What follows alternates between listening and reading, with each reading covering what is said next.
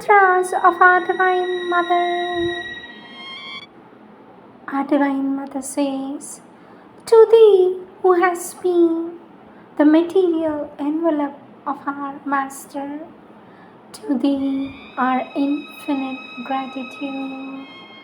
Before thee who has done so much for us, who has worked, struggled, suffered, hoped, endured so much, before thee who has willed all, attempted all, prepared, achieved all for us, before thee we bow down and implore that we may never forget, even for a moment, all we owe to thee. With always our love and blessings, says our Divine Mother."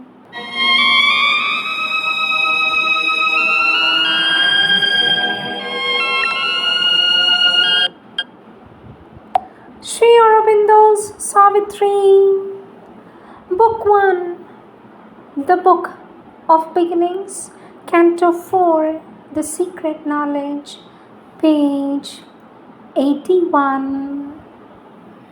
He leaves the last lands, crosses the ultimate seas.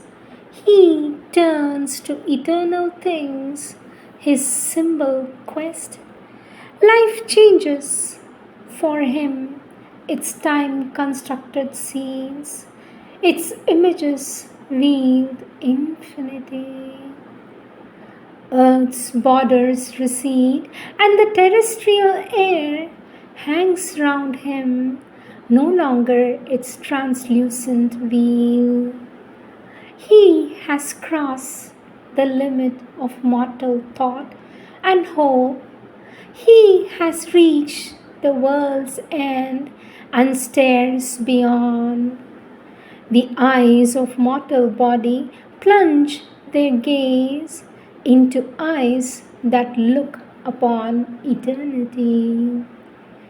A greater world time's traveler must explore.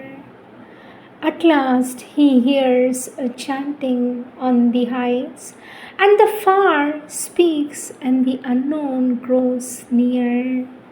He crosses the boundaries of the unseen and passes over the edge of mortal sight to a new vision of himself and things. He is a spirit in an unfinished world that knows him not and cannot know itself. The surface symbol of his goalless quest takes deeper meanings to his inner view. His is a search of darkness for the light, of mortal life for immortality.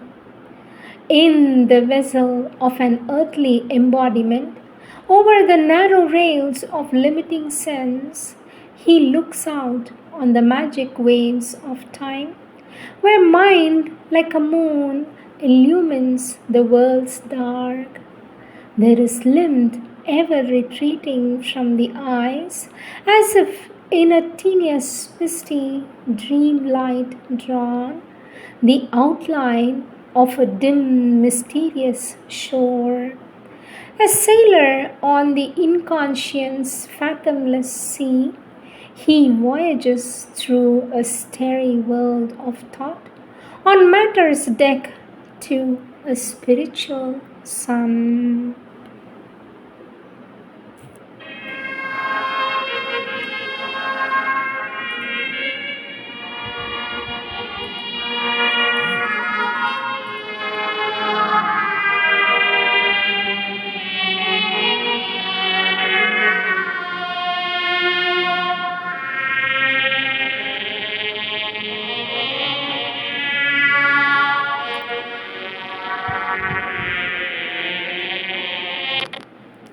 Words of our Divine Mother, taken from the collective works of our Divine Mother, Sri Aurobindo Ashram, Samadhi.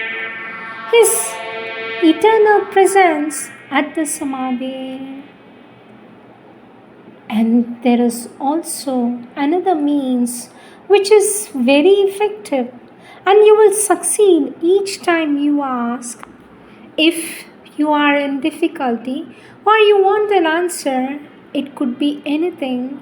Or if you are not feeling quite at ease, or something is tormenting you, or you have made a mistake which makes you feel uneasy, supposing you become angry and are discontented, which may be very insignificant, quite ordinary, and without any value, even for things of which you do not know the cause, if something is not all right, not as it should be at that time, if you want to get rid of this somewhat unhappy state, come directly to the Samadhi and bow down your head at the Samadhi and speak frankly to our Lord Sri Aurobindo all that you have to say without hesitation, without doubt, as you come to tell me.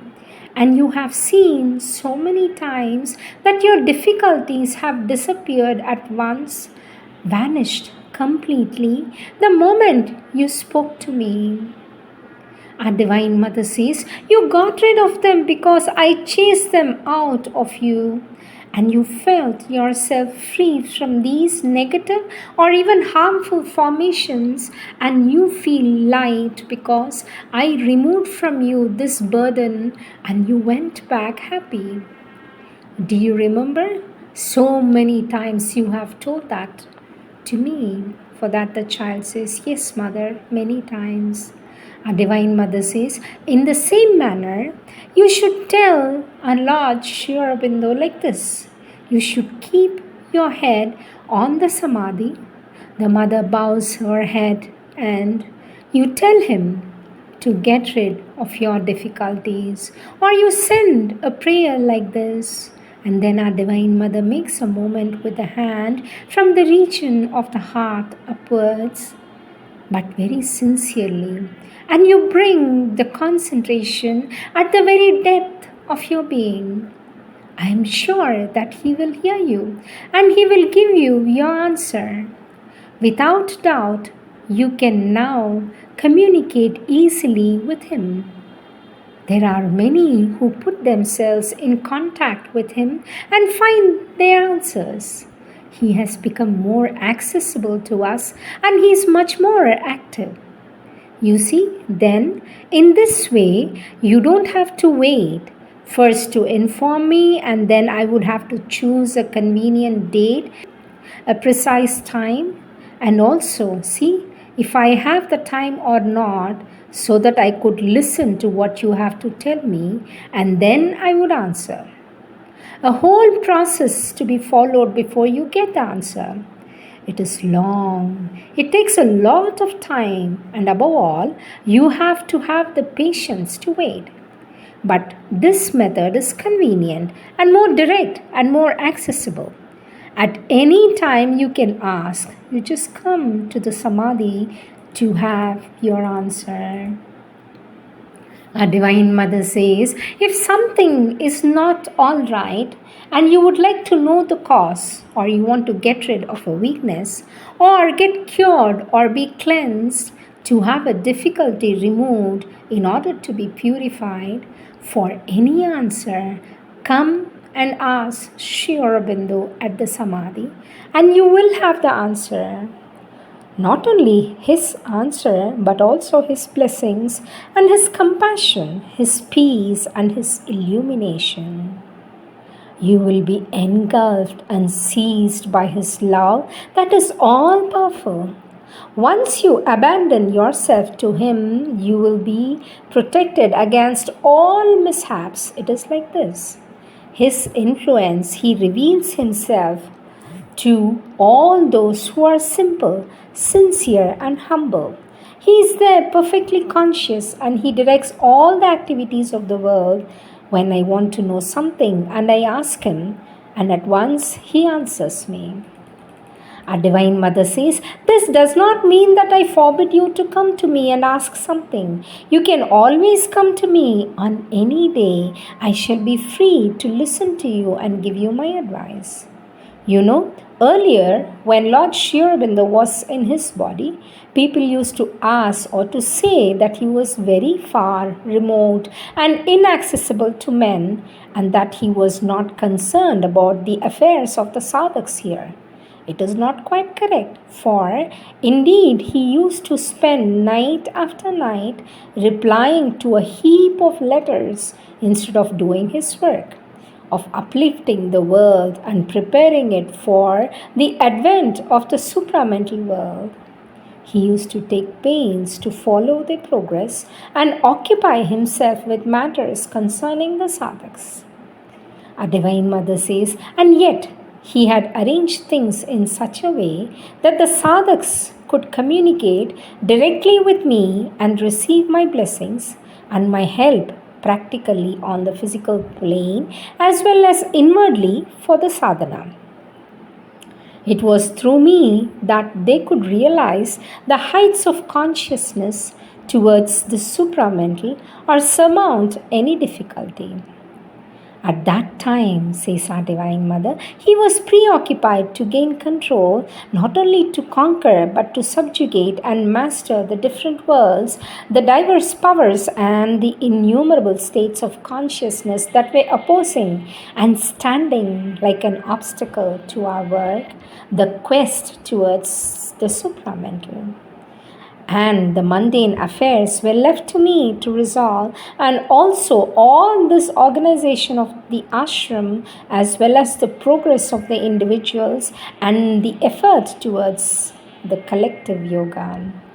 During that period, says our Divine Mother, our Lord Sri Aurobindo had hardly any time to occupy himself with the people or hear their complaints. But now he has universalized himself.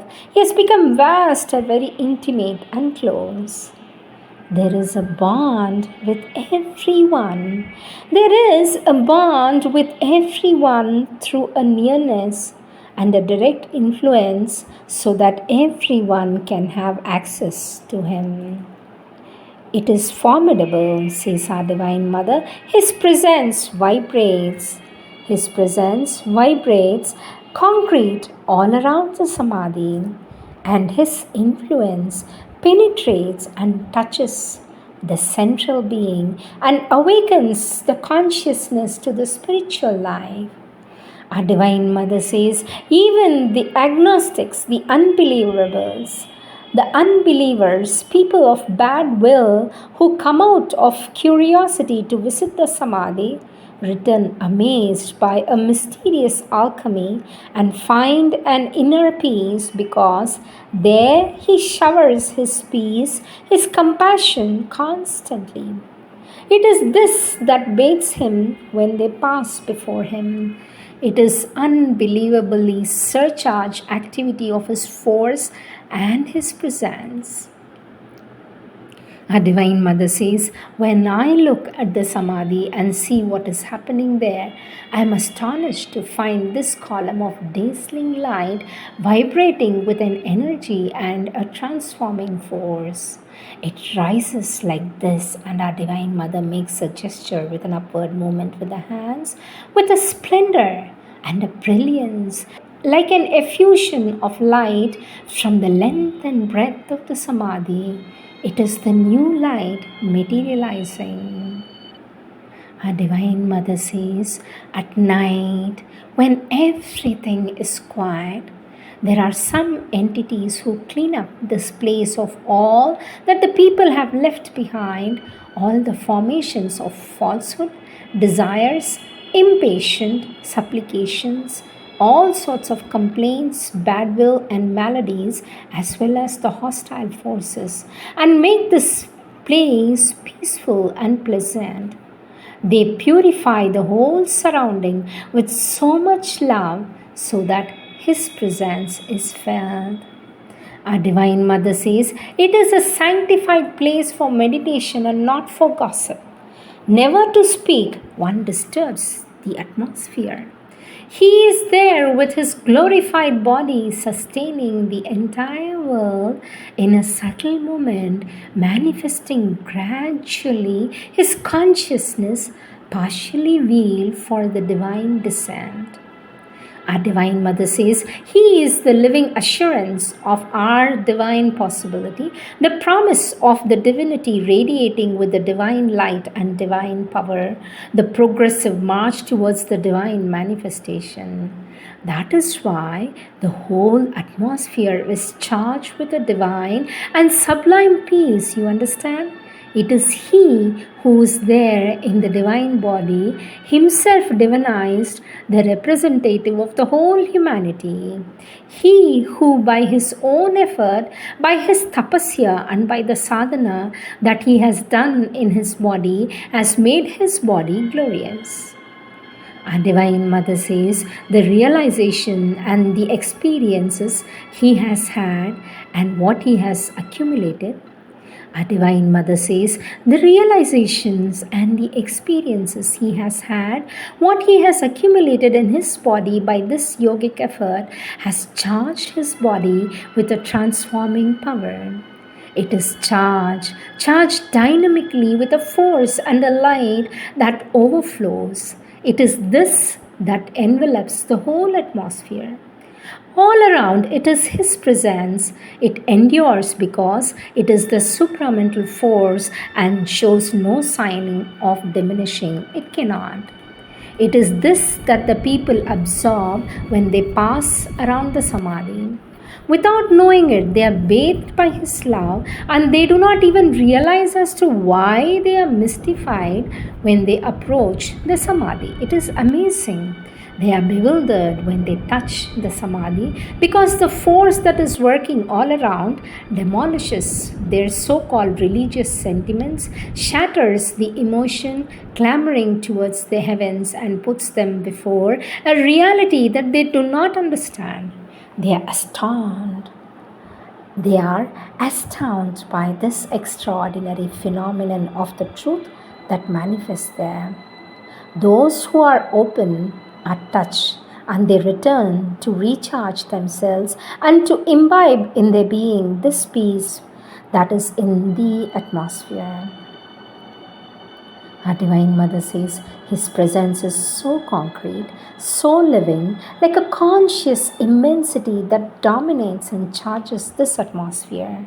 I see how it seems to float in evanescent lights and colors, a beauty of unseizable delight, a spirit of purity and an elusive presence, though unsubstantial, yet nearly material, carrying a sweetness unknown to the world. It seems to me that a heart that is one-pointed, aspiring ardently for the divine, if it stands before the Samadhi and desires nothing but His beatitude, will be transported into a region of delight much better and higher than the ecstasy experienced by the all-powerful heavens or that the earth has ever known. Our Divine Mother says His devotees and those who aspire truly aspire to unite their consciousness with Sri Aurobindo, who dominates this place with His formidable presence, find the grandeur of His majestic presence as concrete as you see me now. And those who wish to communicate with Him find His invariable answer. He is there, all puissant with all His power. He presides over the new creation from behind the wheel with a sustained insistence and an unbelievable patience, but determined as is His mode of action, gaining victories one after another, first to change the consciousness of humanity and then to transform it in all its dimensions. Know well that these resistances and these momentary fails and these momentary faults prepare humanity to overcome the obstacles before it and guiding its mode of action and its attitude by a global movement into the peace of His light. And above all, this is based on spirituality and not on those so called pseudo religious movements whose essence is fanaticism, war, and unnecessary quarrels, says our Divine Mother.